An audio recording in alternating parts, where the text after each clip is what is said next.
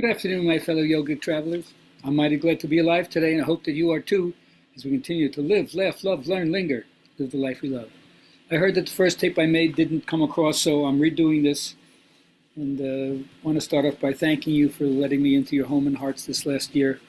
I hope we can continue to share what we love, yoga, and moving forward with love and compassion. I messed up the order. Yesterday I did the song instead of the poem, so today I'm doing the poem instead of the song. What Jesus runs from.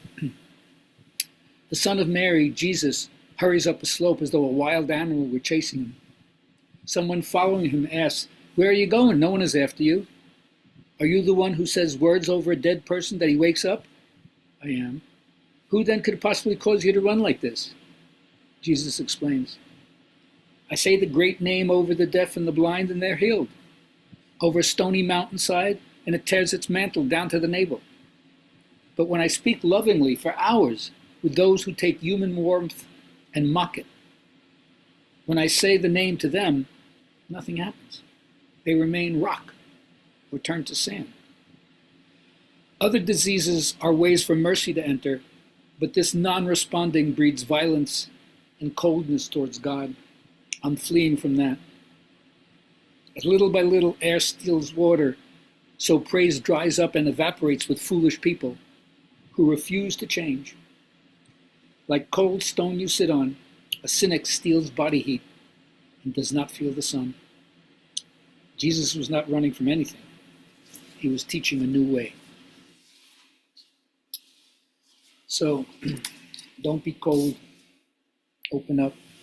My journaling questions for the friends who are writing or elevating the conversation among your own kin or reaching out to me, and you know I'll reply back to you. So the first is, when do you feel that your life is most meaningful? What are you doing? Who are you with? What are those moments that, if we could use that word, giving life a meaning, you'd say, this is what I think it is. And then the corollary of that is, those who mean the most to you, do you tell them how you feel? Have you ever told them how you feel? Oh, I hope you did. But even if you have in the past, keep telling them. Really important to let the people know who you care about, that you love them, you trust them, you have faith in them, you believe in them.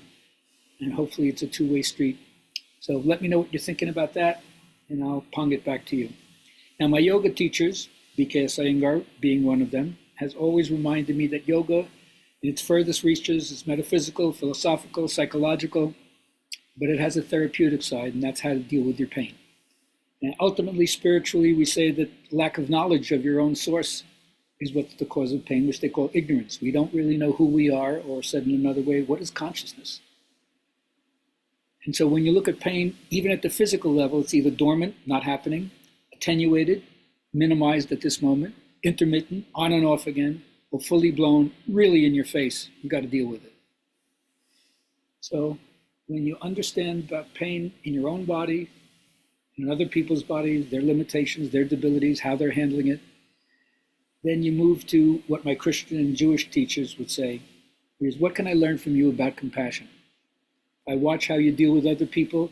Maybe you're showing me something about compassion that I need to learn. Maybe you're not compassionate on yourself. Maybe the way you're not compassionate on other people teaches me something I need to know about how to be more compassionate, because that's not the example I want to follow. So it reminds me of the prophets of old. They didn't dwell on their private experience. They weren't just introverts and meditators, which they were. But they went from the salvation of their private soul to the healing of the cracked world. That's how you know you want to savor life on one level and you want to save life on another level. What are you going to do? But no one is free from adversity. Everyone has a burning issue they have to face, and that task is full of trouble, and yet the risk will not deter you. Make the effort, because the faint-hearted won't do it, and the merely curious won't do it. Make the effort. Even if you have to do it slowly, like my motivation teacher, Dennis Waitley, says, inch by inch, life's a cinch. Yard by yard, life is hard. Just take it in little bits, like the 12-step program, just one day at a time. So every day I face the unknown,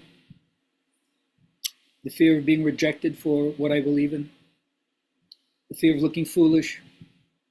I don't care. My relationship teachers, Erwin Alof, past the intimacy, he always reminds me, I need to be touched. I'm not making this stuff up. My thesis was all about the importance of touch. Ashley Montague, check it out. Yes, it's one of the most ultimate, vulnerable, satisfying, and sometimes scary moments, both figuratively and literally. Joining together your emotions and your physicality. But my affirmation teachers always remind me, choose what's life-giving. Make your dominant vibration be in harmony with your center, which is warm, biosocial, and caring. And the key is always lift your consciousness to a higher level than the problem. If you can only raise your thought higher, then the problem will solve itself. Have a happy new year. Peace be with you all.